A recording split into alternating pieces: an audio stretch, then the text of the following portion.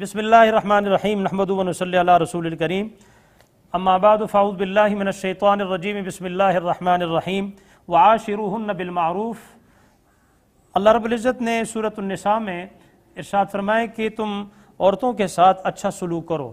یہ حقوق زوجین میاں بیوی کے جو حق ہیں آپس میں ایک دوسرے کے، اس حوالے سے اللہ رب العزت نے اور نبی کریم صلی اللہ علیہ وسلم نے احادیث میں ارشاد فرمایا کہ خیرکم خیرکم لأہلہ وانا خیرکم لأہلی، رواہ الترمذی۔ فرمایا آپ صلی اللہ علیہ وسلم نے تم میں سے بہترین ہے وہ شخص جو اپنے اہل کے حق میں بہتر ہو، اور میں اپنے اہل خانہ کے حق میں بہتر ہوں۔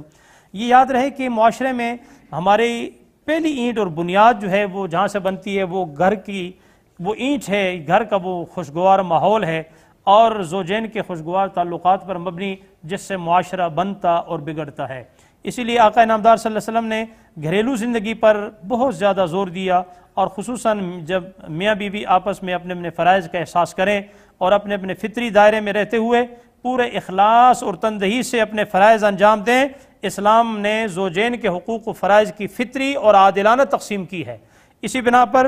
فرمایا کہ تاکہ گھریلو زندگی خوش و خرم گزرے اور گھر کی فضا میں ہر قسم کی ناچاقیوں اور جھگڑوں سے پاک رہے، اور فرمایا کہ بچوں کی پرورش اور ماحول میں ہر فرد اگر اپنا فرض مستعدی سے ادا کرتا ہے تو اس سے اپنے حقوق خود بخود حاصل ہو جاتے ہیں، کیونکہ یہ ایک فرائض دوسرے کے حقوق ہیں، اور قرآن و حدیث میں اس کے حوالے سے حضور صلی اللہ علیہ وسلم کے ارشاد ہے۔ اور آپ صلی اللہ علیہ وسلم نے خطبہ حجۃ الوداع میں اس صرف نازک کے حقوق کے حوالے سے جو جملے ارشاد فرمایا، آپ صلی اللہ علیہ وسلم نے فرمایا کہ میں تلقین کرتا ہوں تمہیں حسن سلوک کی عورتوں کے ساتھ، تاکہ آئلی زندگی وہ خوشگوار اور جنت کا نمونہ بن جائے۔ اسی لیے سب سے پہلی چیز جو خاوند پر واجب ہے عورت کی، وہ مقررہ حق مہر ہے کہ وہ بیوی کو خوش دلی سے ادا کرے۔ ارشاد ربانی وآتوا النساء صدقاتہن نخلہ، اللہ نے فرمایا کہ تم عورتوں کا حق جو ہے مہر وہ خوش دلی سے ادا کیا کرو۔ چونکہ ہمارے معاشرے میں بعض دفعہ اس چیز میں بڑی کمی کرتے ہیں لوگ، اور وہ یہ سمجھتے ہیں کہ جی صرف بس مہر ایک واجبی سا رکھ دیا جائے، اور اس سلسلے میں زیادہ اہمیت نہیں دیتے۔ ایک ہی بات یہ ذہن میں رکھیں کہ چونکہ ہمارے ہاں اسلام نے کسی چیز کو تعین تو نہیں کیا، لیکن البتہ ان کے حالات پہ چھوڑا ہے کہ جس چیز پہ وہ ڈیپینڈ کرتے ہیں کہ اگر ایک آدمی صاحب حیثیت ہے وہ دے سکتا ہے تو اس کو چاہیے کہ وہ اچھا خاصا اس کو وہ حق ادا کرے، اس کو وہ دے۔ اور بعض جگہوں میں جہاں پر اس میں ظلماً یا ان سے زبردستی معاف کروا لینا، یہ بھی اس کا حق کو چھیننا ہے، جبکہ اسلام اللہ تعالیٰ یہ کہتا ہے کہ ان کا حق کو ادا کرو۔ قرآن میں 3-4 جگہ اللہ نے اس کا، اور حدیث میں کئی موقع پر حضور صلی اللہ علیہ وسلم نے ارشاد فرمایا کہ عورتوں کو یہ حق بنتا ہے کہ جو مہر ہے ان کو ادا کرو۔ اگر زندگی میں ادا نہیں کیا تو ان کے بعد ان کے مال میں سے اس کو ادا کیا جائے گا، اور یہ معاف نہیں ہوتا جب تک کہ وہ عورت خود معاف نہ کرے۔ اللہ یہ کہ اس کا وہ حق ہے، وہ جب چاہے جس وقت چاہے وہ اس سے لے سکتی ہے اور اپنے کسی بھی مصرف میں اس کو استعمال کر سکتی ہے۔ اسی طرح نان نفقہ یہ بھی شوہر کی ذمہ داری ہے کہ اللہ تعالیٰ نے اس کے ذمہ لگایا ہے کہ جب ایک عورت تمہارے گھر میں آتی ہے تو اس کے حق میں سے ایک حق یہ بھی ہے کہ ان کے نان نفقہ، ان کو کھانا پینا، ان کا لباس، ان کا خوراک اور سکنا، رہائش یہ دینا مرد کی ذمہ داریوں میں سے بنتا ہے کہ وہ ان کے ساتھ اچھے سلوک کا معاملہ بھی کریں، اور انہیں نان نفقے کے حوالے سے ان کی جو کمی ہے اس کو بھی پورا کریں۔ اور اسی لیے آپ صلی اللہ علیہ وسلم نے ارشاد فرمایا کہ علی الموسر قدرہ وعلی المقتر قدرہ، فرمایا کہ مالدار پر اس کی استطاعت کے مطابق ہے اور مفلس پر اس کی استطاعت کے مطابق ہے، حق بنتا ہے کہ نفقہ دے۔ اور اس ضمن میں حضور صلی اللہ علیہ وسلم کا ایک ارشاد ہے، فرمایا کہ انسانی اعمال کے پلڑے میں جو چیز سب سے پہلے رکھی جائے گی وہ اس کا اپنے کنبے پر کیا ہوا خرچ ہے۔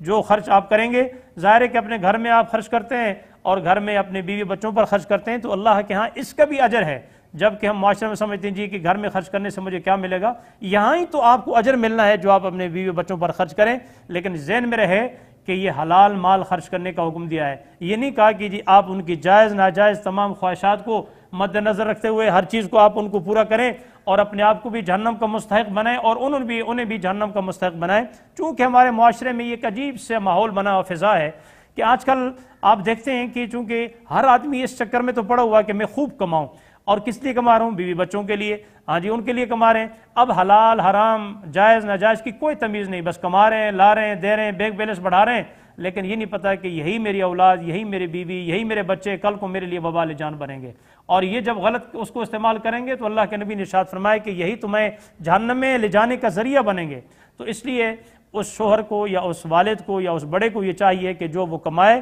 اس میں یہ ذہن میں رکھے کہ میں نے اس کو حلال طریقے سے جو حلال کا لقمہ کھلائیں گے اس کے اثرات بھی حلال ہوں گے، اور ظاہر ہے کہ جب حرام کا لقمہ اس کے پیٹ میں جائے گا تو اس سے نکلنے والے جو افعال و اعمال ہوں گے وہ بھی حرام ہی ہوں گے۔ اس لیے اللہ تعالیٰ نے جہاں قرآن میں ہمیں حکم دیا وہاں پر اکل حلال کا حکم دیا ہے کہ ایک حلال کا لقمہ کھانے کے اثرات وہ اس کے کئی روز تک ہوتے ہیں۔ اسی طرح اگر ایک لقمہ حرام کا کھایا تو اس کے جو برے اثرات ہیں وہ 40 دن کئی دنوں تک انسان اس کو محسوس کرتا ہے۔ اسی لیے اللہ تعالیٰ نے حق کی ذمہ داری ہم اس میں دی ہے۔ اور پھر یہ کہ اگر ایک سے زائد بیویاں ہیں تو ان کے درمیان عدل و مساوات کو قائم رکھنا، ان کے درمیان انصاف اور برابری کو قائم رکھنا، یہ نہیں کہ جو پیاری لگ رہی ہے تو اس کو زیادہ ٹائم دے رہے ہیں اور جو بیچاری پہلی ہے تو اس کو آپ حق نہیں دے رہے۔ اسی لیے میں فرما رہا ہوں کہ اللہ رب العزت نے کہا کہ ان میں مساوات کو قائم رکھیں۔ چونکہ نبی کریم صلی اللہ علیہ وسلم کی ازواج مطہرات بھی 11 تھی، لیکن میرے نبی صلی اللہ علیہ وسلم نے ایسا عادل، ایسا انصاف، ایسا مساوات ان میں قائم کیا کہ آج رہتی دنیا تک وہ بطور مثال کے ہے۔ آج چونکہ معاشرے میں یہ بھی ایک ماحول ہے 2 بیویاں 3 بیویاں 4 تک رکھنے کی آپ کو اجازت ہے، لیکن یہ ساتھ میں قرآن نے کہا ہے کہ جب تم ان کے ساتھ انصاف کر سکو، وہ فرمایا کہ اگر تم انصاف نہ کر سکو تو پھر فواحدہ، پھر ایک ہی پر اکتفا کرو، اس کے حق ادا کرو۔ یہ نہیں کہ ہم نے بیویاں تو جمع کرنی ہے لیکن ان کے حقوق کو ادا نہ کریں، اور حق ایک چیز نہیں ہوتی ہے، حق ان میں کھانا پینا، ان کا رہائش، ان کے ساتھ وقت گزارنا، ٹائم دینا، یہ سارے حقوق کے اندر شامل ہیں۔ اسی لیے اللہ رب العزت نے ہمیں عدل و مساوات کا بھی حکم فرمایا ہے۔ اور اسی طرح تحمل و درگزر، چونکہ ہمارے معاشرے میں یہ ایک بڑی اہم سلسلہ اس حوالے سے پیش آتا ہے کہ شوہر ہی چاہتا ہے کہ میری بیوی ایسی ہو ایسی ہو، اس سے یہ ڈیمانڈیں ہر ایک کرتا ہے۔ اگر کبھی کھانے میں خدا نخواستہ نمک زیادہ ہو گیا یا کوئی اس سے کوئی چیز کمی زیادتی ہو گئی تو گالم گلوچ پہ شروع ہو جاتے ہیں۔ پھر آپ تحمل کیوں نہیں کرتے؟ اگر کوئی انسان ہے کوئی غلطی ہو جاتی ہے تو اس میں درگزر بھی کریں، اگر کوئی اچھا کام کرے تو اس کی تعریف بھی کریں، کھانا اچھا بنے تو کہیں کہ جی آپ نے ماشاءاللہ اچھا کھانا بنایا ہے۔ جہاں یہ چیزیں پیدا ہوں گی تو اس سے محبتیں بڑھیں گی، اس سے سلسلہ بڑھے گا، امن و محبت، پیار اور محبت پیدا ہوگا۔ اور اخلاقی تربیت اس کے ساتھ ساتھ ہمیں اسلام نے ویسے بھی کہا ہے، اور اللہ رب العزت نے ویسے بھی ہمیں کہا کہ اخلاقی تربیت کا سب سے زیادہ اس پر زور دیا ہے، چونکہ ایک بیوی اپنے شوہر سے سب کچھ دنیا کو ایک طرف رکھ دیں، اخلاق پیار سے وہ اگر ایک دفعہ اس سے ہنس کے بول جائے تو اس کے لیے ساری دنیا وہی ہوتی ہے۔ اسی لیے میرے آقا صلی اللہ علیہ وسلم نے فرمایا کہ میں اپنی بیویوں کے لیے سب سے بہتر ہوں، اور اس میں کوئی شک نہیں کہ آقا نامدار صلی اللہ علیہ وسلم کے ازواج مطہرات وہ خوش قسمت ترین ہماری امت کی مائیں ہیں کہ جن کو رسول اللہ جیسا شوہر ملا، اور اللہ کے نبی نے آپ کو ان کی ازواج مطہرات بنا کر امت پر احسان عظیم فرمایا۔ اللہ کرے کہ ہمارے معاشرے کے اندر بھی یہ امن اور اتحاد اور سلسلہ یہ قائم و دائم رہے، اور ہم ایک دوسرے کے حق حقوق کو ادا کرنے کی صلاحیت رکھیں اور سنت کے مطابق ان چیزوں کو اپنائیں۔ اللہ تعالیٰ مجھے اور آپ سب کو اس پر عمل کی توفیق نصیب فرمائے۔